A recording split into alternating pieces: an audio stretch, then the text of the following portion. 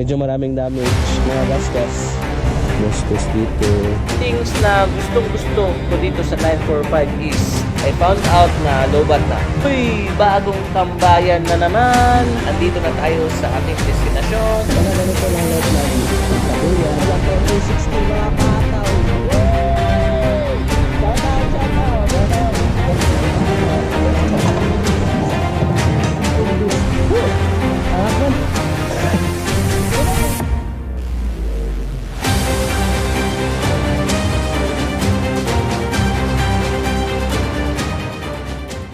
So what's up mga kahataw? It is me again, Adrian Moto, and welcome back to my channel. Before anything else, gusto ko lamang kayo batiin ng ride safe at drive safe, and God bless. Enjoyin nyo ang inyong bakasyon, mag-spend time kayo, mag-chill kayo, mag-relax kayo. This is the time. Sulitin nyo to mga kahataw, dahil next year pa ang sunod.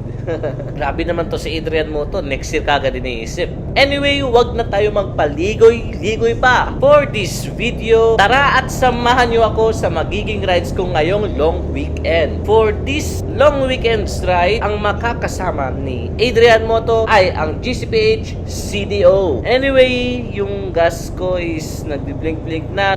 So yung nakikita yung building on my right, yan yung Beacon Building. And yun sila, nasa left sila, punta natin. Bakit ganun? Base lamang sa aming pinag-usapan mga kahataw, wala kaming pinag-usapang Viper. Pes, morning. Muntag ma'am.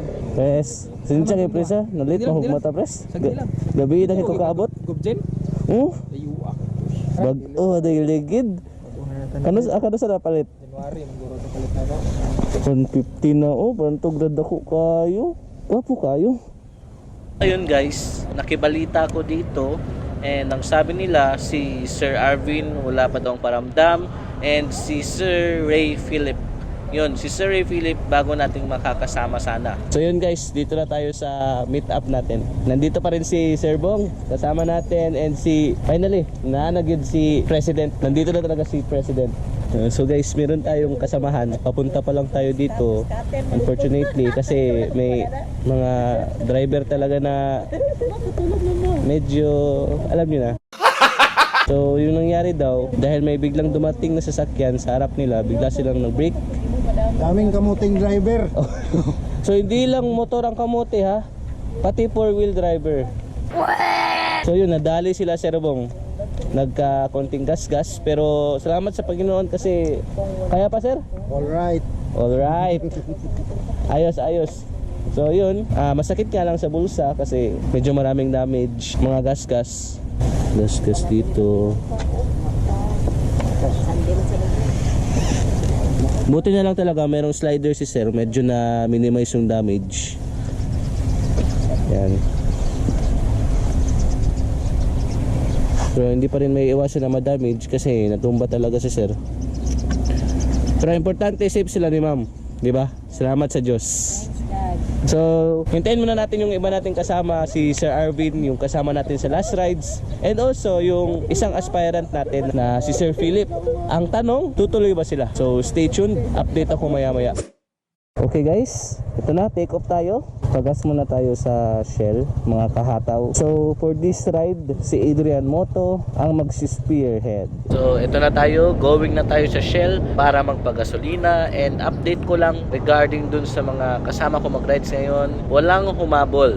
I don't know kung hahabol yung iba, but walang paramdam eh. Pero always welcome para humabol, di ba? Premium ba? Premium. Ang po sa ta? Dilera? So, magdarasal muna tayo guys para safety talaga ride natin. Kaya ang po ta? Pray, amen. Ta. Tagawas, lantapan no? Lantapan Tagawas. Taglayan, balik. Balik din ta. Malay-balay na din ta. So ito na guys, taking off na talaga ang daldal ni Adrian Moto. Kanina pa nakadaldal, hindi man lang nasabi kung saan rides natin at kung anong route ang dadaanan natin. So ito na talaga, Yung final na talaga to. So ayun, for 2 days rides ni Adrian Moto, dadaan tayo ng Route 945. And from there, since mahilig ako sa mga loop na yan, pabalik ng CDO, tayo ay dadaan ng Malay-Balay, Bukidnon. Daanan natin yung Kaamulan. Anyway, so ayun, along the way sa aming pagbiyahe sa Route 945, siguro naman magi-stop over kami every once in a while. One of the things na gustong-gusto ko dito sa 945 is ang twisties niya. Grabe, unli talaga. And ang lapad talaga ng daanan. Mala runway ang datingan. Grabe. And dito na nga magsisimula ang twisties na paakyat. And another thing, grabe, ang smooth talaga ng daanan since nakaspalto na. Nice! Ito ba yung tinatawag na sun-kissed? Twisties! Ingat-ingat, ride safe mga kahataw. Grabe to, todo akyatan dito. Ito ba yung corner na merong eagle na statue? Tignan natin. Di ako makapagpabilis kasi grabe to, likong-liko. Tapos akyatan, wala, babagal talaga takbo natin ito. Medyo malayo-layo na ang narating natin mga kahataw. Siguro mga ilang minutos na lang, darating na tayo sa Talakag Town proper. Dito sa mga unahan, nandun sa unahan, merong lote na ang ganda. Ito, makikita nyo dito. Kasi, yan, kita nyo? Yan ang lapad, tapos yung gilid is ridge na talaga. So, sobrang ganda siyang patayuan ng rest house, ng bahay. Magandang tambayan talaga. Very nice! Ang ganda. Siguro bagong pintura pa to. Yun. Tapos, pumangit na. Pogi talaga nitong ganitong reflector eh. Parang Boss Ironman participant. Boss Ironman rider. Yeah. So, ito ako ngayon mga kahataw. Nandito kami sa tabi ng daan. Kasi sa pag-check ko ng GoPro ko while tumatakbo kami, I found out na lobat na. So, ayan nga mga kahataw. We are back. Let's go back to the rides mga kahataw. Yung pinaka kapansin-pansin ko na bagong-bago pa lang is itong lamps sa may daanan. Yung daanan, meron siyang ilaw na naka-embed doon sa simento, doon sa spalto. At sobrang ganda niya tignan sa gabi. Yung kahit walang poste ng ilaw, alam mong safe ka pa rin kasi kitang-kita mo yung daanan mo eh. So, assured ka pa rin na yung dinadaanan mo is yung tamang lane. At saka dumadaan ka pa rin talaga sa road. Wow! Ganda dito. Sarap maligo ng ilog. Ito na naman, birada na naman tayo mga kahataw kasi akyatan at twisties na naman. Ito na, let's go! Woo! Okay. Ang bagal ng takbo ko. Ha, grabe to. Grabe, dun pa, meron pang sunod. Siguro ito na yung may eagle na statue. Okay, wala. Let's go. Yes. Grabe to, ang tarik sobra. Mahirap to pag bumaba. Grabe. Okay. Itong sa gilid natin, yung nasa left side ko mga kahataw, inaayos yung barrier para protection sa dadaan kapag may landslide. Yon, talakag na. Malapit na, talakag na talaga. Ang ganda ng view, ang ganda ng scenery. Yung nasa left side ko may puno, tapos yung tama ng araw, ang ganda. Tapos presko ng hangin. Ito medyo crowded na nga kasi papalapit na tayo sa town proper ng Talakag. So ito na tayo, Talakag Town proper. Tara, dadaan lang kasi talaga tayo dito since wala naman talaga ibang daan. So wala na tayong gagawin stopovers, dire-diretso na tayo kasi malapit lang naman yung pupuntahan natin. Dati kasi madalas kami ditong tumatambay kapag wala namang ginagawa sa bahay, lalo na nung pandemic era. Yehoo! Grabe, nice. Ang ganda ng field. Yung left and right ko, ang ganda ng view. Tapos straight na straight yung daanan. Parang nasa ibang bansa. Sarap talaga mag-rides guys. Lalo na kapag maganda yung dinadaanan nyo. Hindi lang yung mismong destination. Dito na yung intersection na madalas nalilito kami. Always keep right. yung nakalagay dun sa signage is to Domironog. Pero take note hindi talaga tayo dadaan or pupunta ng Domironog, but yun lang yung susundin natin na signage. Itong kurbada na ito, yung paparating, very memorable sa akin kasi nung first time ko dumaan dito ng mag-isa, dumiretso ako dun sa may bukid na part, buti hindi ako nabangga. Daming bamboo, daming kawayan, no? Nasa left side natin. So ito, paakyat na naman tayo. Uy, Z9, no? Ride safe, sir. Woo! Ganda ng view. But parang pakiramdam ko, itong rides na ito is mas magiging maganda kaysa sa 955 rides natin. Uy! Bagong tambayan na naman. Bago to.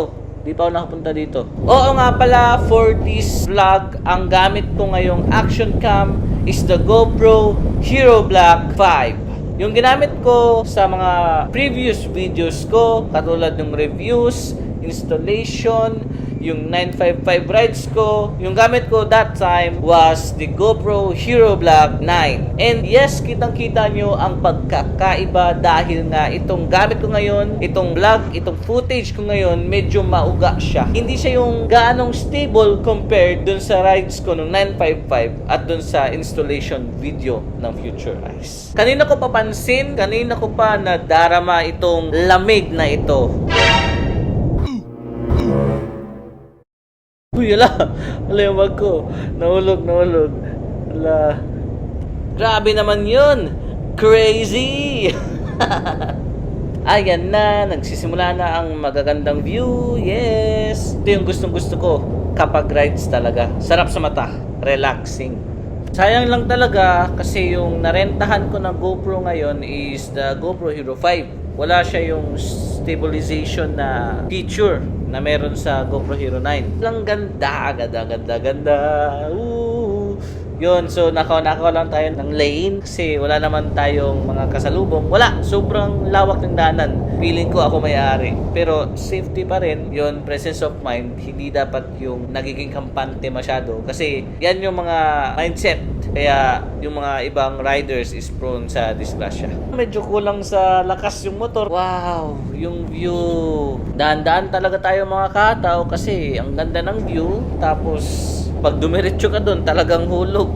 Sa baba ka napupulutin. Excited na talaga ako magpa full system exhaust kasi para naman hindi sobrang tahimik ng biyahe at para mapansin rin naman ako ng mga tao. Akyata na naman. So ang lamig at ang taas na natin mga kahataw. You know? Nice view. Ganda. Ganda dito. Siguro masasabi kong advantage ko ngayon na naka GoPro Hero 5 ako is yung ang daming batteries. Meaning, mas mataas-taas tong vlog natin ngayon. Dahil lahat ng sinasabi ko, lahat ng nangyayari sa buong biyahe, nare-record ko na, nasisave na, nakikita na. Kaya, pwede ko na maipakita sa inyo, pwede ko na masama sa video ko, yung mga kwentuhan, yung mga advice, yung mga gusto kong sabihin sa mga viewers ko dyan. So, shout out sa inyong lahat and stay tuned sa vlog natin ngayon, mga kahataw. Vroom, vroom! Zigzag. Grabe, sarap. Yung smooth na liko, smooth na galaw. Nice. Sarap sa pakiramdam. Yan na. So, itong pupuntahan, itong dadaanan natin is papunta na ito ng Lantapan. At yung pababa naman, yun naman yung papunta ng Domironog. Wow! One of the best scenery talaga. Dito lang kita sa papuntang Lantapan, kamo. Another akyata na naman tayo kasi mataas-taas pa ata talaga itong Lantapan, no? Kaya nga gusto ko doon kasi malamig talaga. Wow, so biri nice mga kahataw. Sarap nga dito tumambay tapos tutukan ng yung view na yon kasi ganda. Wow! Ang ganda! Yung clouds, kitang-kita mo, pumuporma. Tapos left and right, fields, mga puno. It's so green. Sarap sa mata. It's relaxing. Sa mga di pa nakakadaan dito sa Route 945, sa mga di pa nakakapunta sa Lantapan, I encourage you and I recommend it. Sobra. Ang ganda ng view. Ang daming tourist spots dito actually. Dun sa unahan, sa may Lantapan boundary. I tell you, ang daming tourist destination. Kaya kung ako sa inyo, tayo na kayo dito mga kataw. Grabe. Ano to?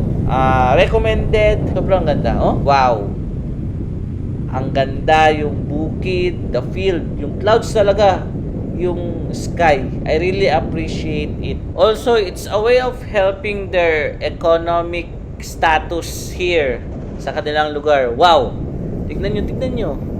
Nice. Napakaganda. Oh? Feeling ko nga, lapit-lapit ko na sa clouds eh. Ride safe, bro.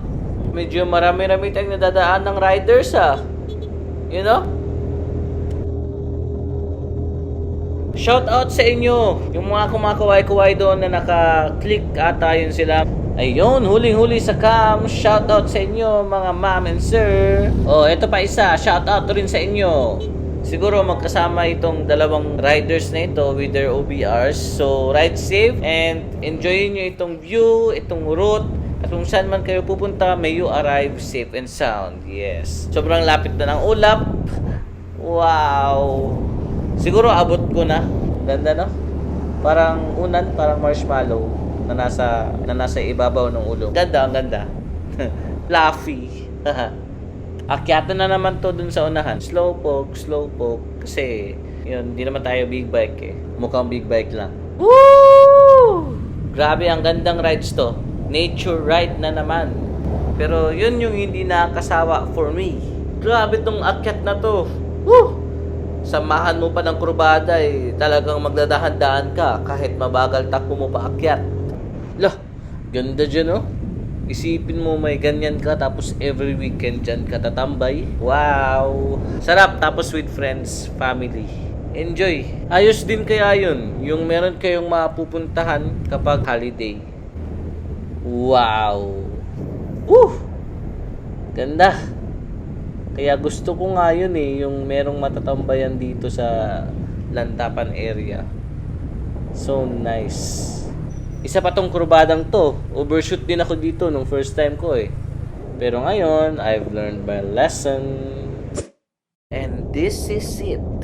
The beauty of Route 945. Yes naman.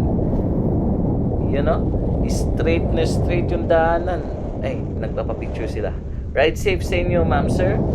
Wow, kita mo? Yung clouds, yung field, yung bukid. Anyway, shout out sa aking solid supporter at aking kaibigan na si Arjan Ondos. Shout out sa iyo, Gaw. Stay tuned sa akong mga videos ug ride safe perme. Please don't forget to subscribe to my YouTube channel and hit that notification bell, and you can also like my FB page and follow it para updated din kayo sa FB. Kita-kits tayo mga kahataw sa ating destinasyon, and I'll see you in a while. Okay, we have arrived. Andito na tayo sa ating destinasyon, Lantaw 360. Cafe and resto ba yun? Basta yun, alam nyo na, Lantaw 360. Woo! Sarap ng hangin! Yung alam nyong mainit, yun nga ang araw, pero dahil sa lamig ng simoy ng hangin, hindi ko nararamdaman yung init ng araw. What's up mga kahataw? Ito na kami. Meron pala tayong kasama dito na waiter. Si Sir Bong. Waiter daw guys.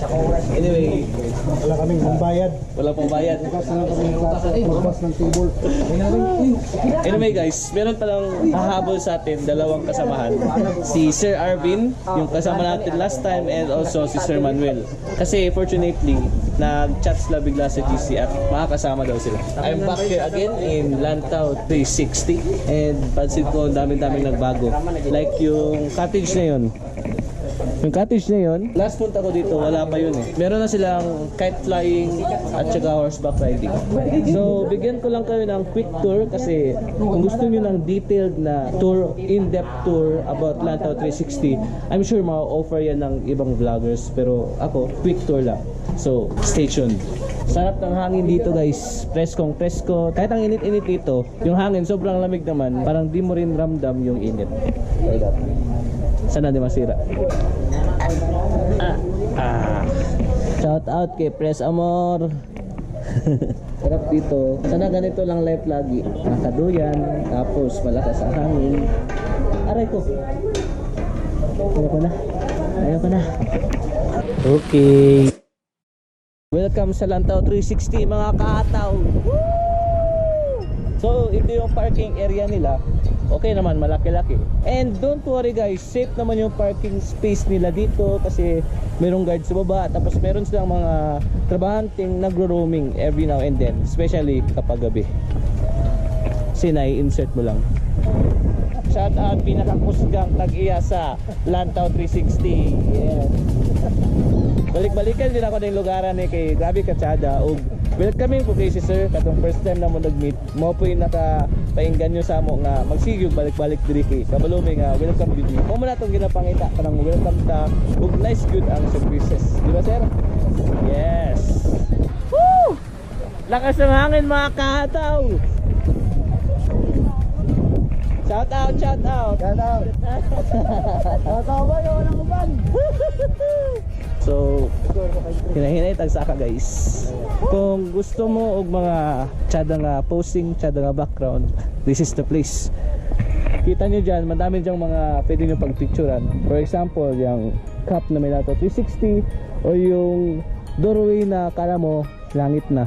So, parang siyang park din kasi merong mga siso. So, hindi siya yung parang pang adult lang, pang teens lang. Hindi, pwede dito mga bata. Dito sa kanilang resto. Yes, resto na to guys. So, pasok tayo. Yan. So, meron silang TV kapag gusto yung manood. Tapos cashier, snacks. And also meals. Ito yung menu nila. So, wag kayong mahihiya na magtanong dahil ang kanilang mga trabahante dito very welcoming, very warm. Kung gusto niyo naman ng much more housey vibes, yung parang wala kayo sa isang resto, meron din naman silang section dito na parang bahay mo lang talaga. Yan. Kasi couch, may mga couch, benches. At saka meron silang flat screen TV na malaki. Yung.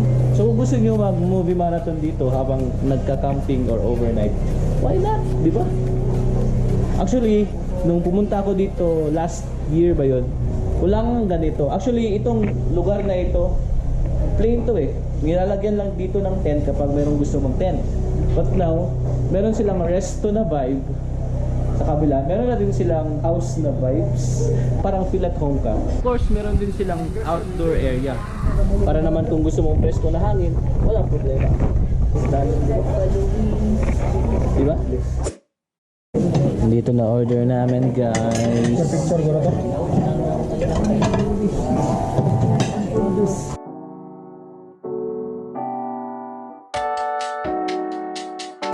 Busog, busog. Grabe, busog. Busog. Ay, mga pala guys. Mating na pala sila Bro Manuel, bro. Tapos si Sir Arvin. Sir Arvin with ang misis. So, camera ni, kami giti. Boss Manuel, may pares. Boss, ako na yung kasay mo, be. So, ayun mga kahataw. Meron din palang kite flying for only 100 pesos per hour. Napo yung horseback riding, 100 pesos per ride. Artista, mantali ni sila. Mostly sa mga ginagamit nilang gulay galing sa sarili nilang ani from their own harvest kasi meron silang sarili nilang lupa na pwede sila makapagtanim. So tipid na rin yun para sa kanila sa pag-serve ng pagkain. Horseback riding si ma'am. Hi! Hi! Welcome to my vlog!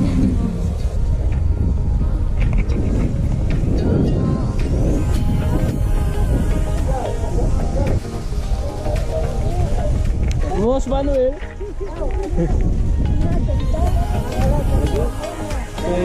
Trip pa naman eh.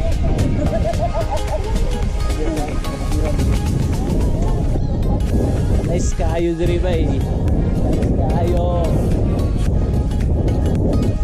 So mga kahataw, visit na kayo dito. Grabe ang lamig, ang presko. Ganda ng view. Nakaka-relax sa mata. Lantaw 360. Angak man.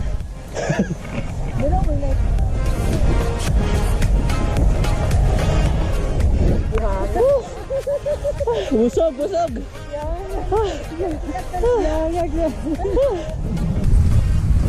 Lakas ng hangin guys. Woo! Kami, partner. Sila rin, partner sila.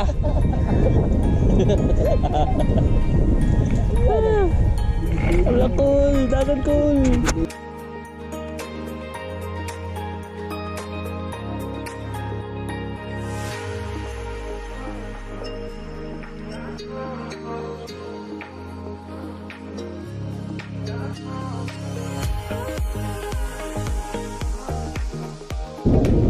Hello kuya, say hi.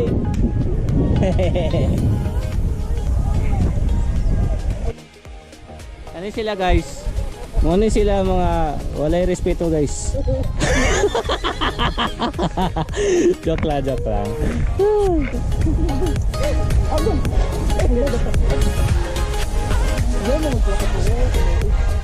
Ganina bro Manuel ba? Dari nagkwanta ko, nag-overnight ka dito. So ayun, medyo mataas-taas talaga ang ating vlog ngayon. So mukhang hahatiin ko siya in different parts kasi marami nga tayong battery and halos buong biyahe is na-record ng ating action cam. Ay yun pala, nahihirapan pala ang kasama nating kapwa rider. Kaya ayun, tinulungan muna ni Boss Manuel. Actually, kanina ko pa naman siya napapansin pero akala ko aayusin niya lang parking niya, konting adjust, konting isog lang, tulak. Pero ganun pala gagawin niya. So, buti na lang natulungan at napansin kagad ni Boss Manuel. Hanggang dito na lang muna ang ating vlog mga kahataw. So, see you sa part 2 of our rides in Route 945 ngayong long weekend. Kaya stay safe always, ride safe, God bless sa inyo, at see you on the next one.